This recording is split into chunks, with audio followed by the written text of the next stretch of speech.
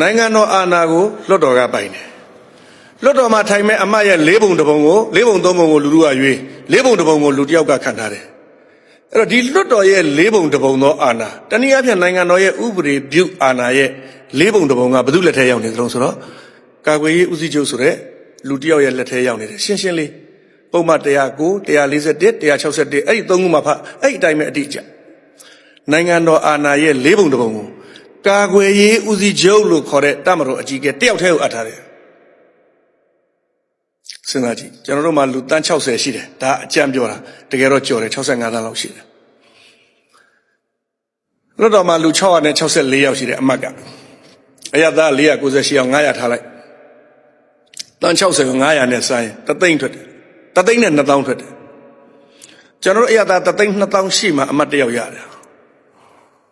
တပ်မတော်သား9သိန်းရှိတယ်အမတ်က166ယောက်ရှိတယ်စကြည့်လိုက်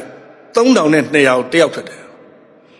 ကျွန်တော်တို့အရသာတသိန်း2000မှာအမတ်တယောက်ရတဲ့အချိန်မှာသူတို့ကလူ3000ကိုအမတ်တယောက်နှုန်းနဲ့လွှတ်တော်ကြီးကိုစီးထားတယ်အဲ့တော့နိုင်ငံတော်ရဲ့ဥပဒေပြုအာဏာ၄ပုံတစ်ပုံကာကွယ်ဦးစုကိုပေးထားတယ်ကျွန်တော်တို့ကို၄ပုံ၃ပုံပဲပေးတယ်၄ပုံ၃ပုံကြီးတောင်ရလို့ပြောမနေနဲ့ဘာအလုပ်မှလုပ်လို့မရဘူးကျွန်တော်နောက်ဆက်ပြောမယ်